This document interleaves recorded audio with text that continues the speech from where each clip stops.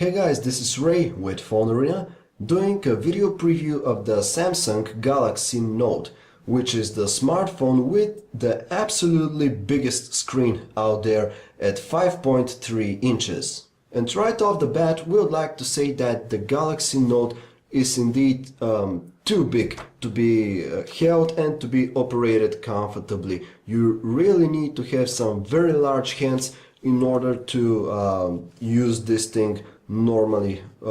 I, for example, have some average sized hands. They're not small and not big, and I really do not find the Samsung Galaxy Note comfortable for doing usual everyday stuff like scheduling, appointments, browsing the web, calling. For that kind of stuff, you don't really need this big 5.3-inch screen.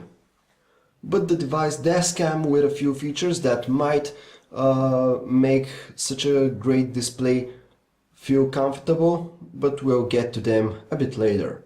So let's quickly take a look at the display. As we said, it is enormous at 5.3 inches. It is of the Super AMOLED type, which translates into very saturated colors, wide viewing angles, and great contrast levels. The resolution of the screen is 800 by 1280 pixels, which is HD resolution. However, the effective resolution of the display is a bit lower than that because it used the Pentile matrix, but still this all translates into a pixel density of 285, which still allows us to have some pretty crisp and clear details on the display. So even smaller text is easily readable with the Samsung Galaxy Note. Below the screen we have a menu, home and back keys. On the left side there is the volume rocker. On the right side we have the power and lock key.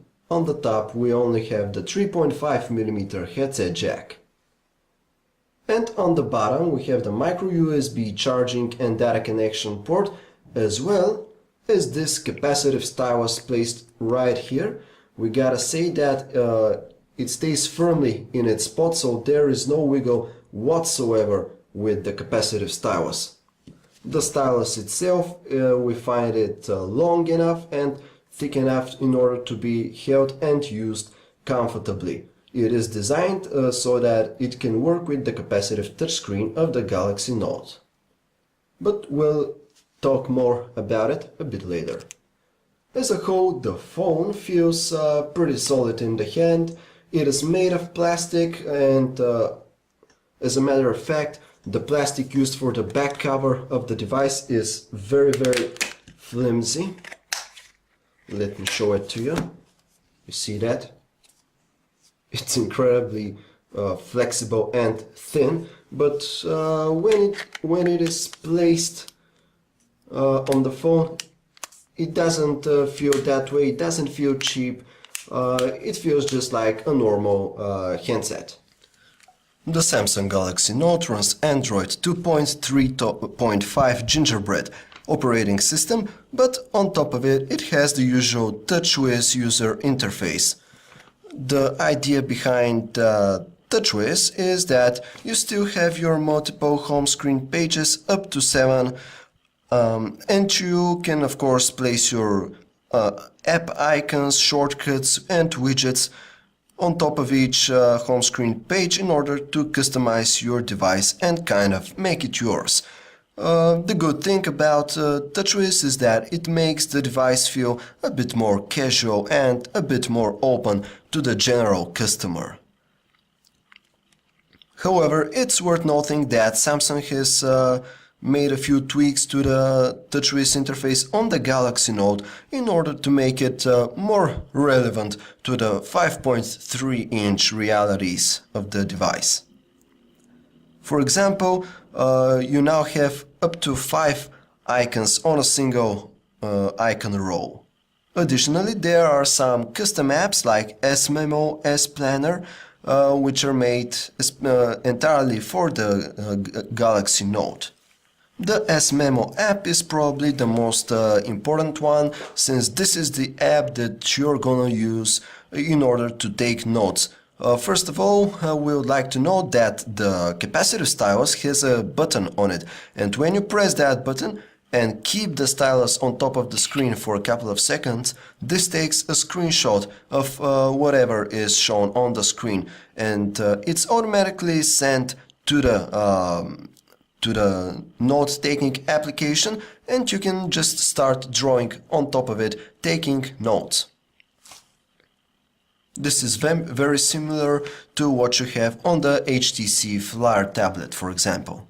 So let's open one of our notes in the S-Memo app, tap to make it editable, and so we can just start drawing stuff here. There are some pretty good options, like for example, you can choose the type of brush you want to use, you can tweak the thickness of your pen, and of course you can choose a color.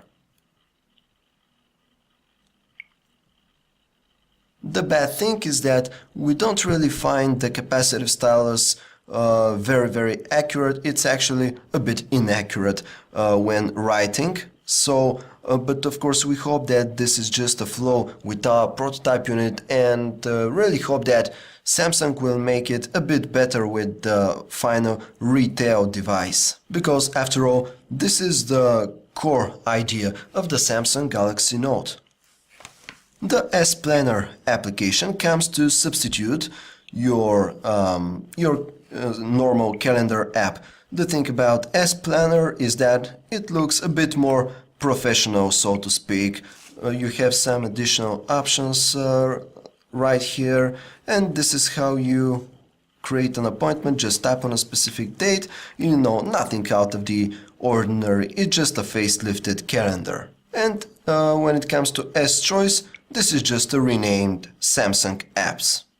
Core applications like the contacts and the messaging have not been changed one bit from what we know from other TouchWiz enabled devices, but we would like to spend a few moments here talking about the typing experience on the Samsung Galaxy Note. First of all, we have to note that typing with the portrait QWERTY keyboard is not really comfortable. This is of course because of the specific dimensions of the device. Thankfully, the landscape QWERTY keyboard is plenty usable, with all the letters being big enough, allowing you to type relatively comfortably. As you can imagine, the web browsing experience on the Samsung Galaxy Note is very good.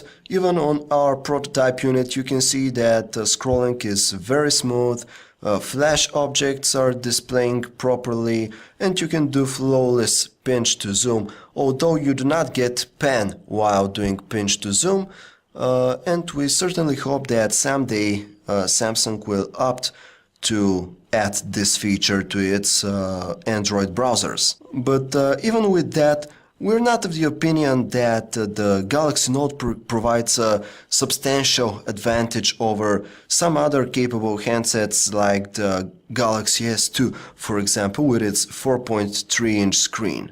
As a whole, we think that the Samsung Galaxy Note is more of a niche device, and as a matter of fact, that niche seems to be pretty tight right now. We don't see too many users using this device to take notes on it, especially when you have in mind that even note-taking is not a very simple and straightforward experience with this phone. In terms of specs, of course the Galaxy Note is pretty well packed, but it doesn't offer anything more than what other contemporary products offer, like for example the Samsung Galaxy S2, which has very similar hardware and is much more compact and much easier to operate. So while we won't be jumping to conclusions just yet, since this is still a prototype unit, however, we don't really think that such an enormous device like the Galaxy Note will ever see mainstream adoption. This was Ray with Phone Arena. For more details, check us out at phonearena.com.